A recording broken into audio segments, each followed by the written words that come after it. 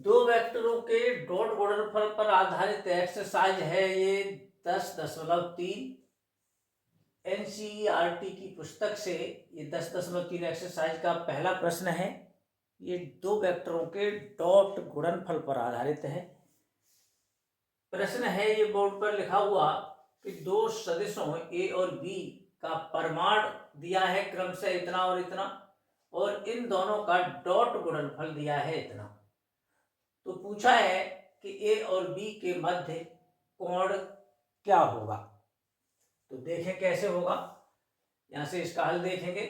हम जानते हैं ये अदिश गुणनफल के बारे में बता रखा है। जो हम जानते हैं वो लिखेंगे। जो फॉर्मूला है अदिश गुणनफल का वो लिखेंगे। क्या फॉर्मूला है अदिश गुणनफल का।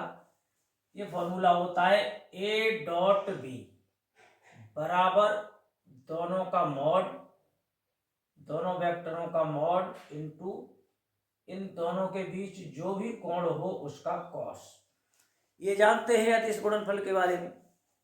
इसमें से हमारे पास जो मौजूद है मटेरियल प्रश्न में, वो ए और बी का डॉट मौजूद है। मॉड ए दिया है, परमाण मॉड, इसे परमाण कहते हैं, दोनों का दिया है। ये मॉड ए और मॉड बी, ये दोनों का परमाण अलग अलग दिया है। तो ये दिया है, ये दिया है, cos थीटा नहीं दिया है तो निकल आएगा यही cos थीटा बराबर ये बटे में कर देंगे।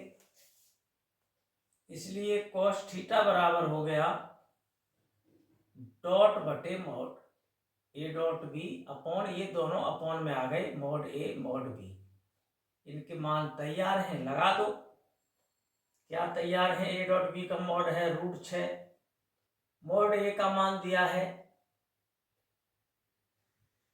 जहां ये लिखे देते हैं कि इनके मॉड हैं क्या।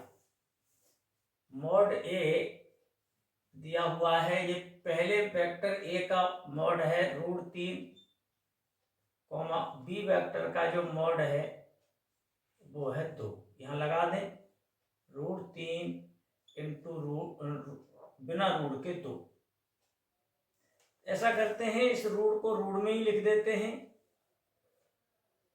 ये √6/3 हो गया और बिना रूट के ये बटे में 2 हो गया। ये रूट को इकट्ठा कर दिया है काटने के हिसाब से। इस 3 से ये 6 2 बार कट जाएगा, तो ऊपर √2 आया और नीचे 2 है ही, तो ऊपर से रूट ये नीचे उतर आएगा जैसा आप जानते हैं।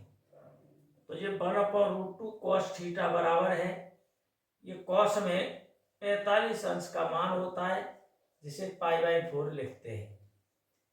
कॉस से कॉस काट दें तो थीटा का मान बचेगा π/4।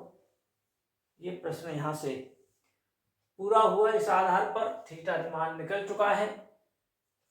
तो बात यही खत्म हो रही है। शायद प्रश्न समझ में आया होगा। धन्यवाद।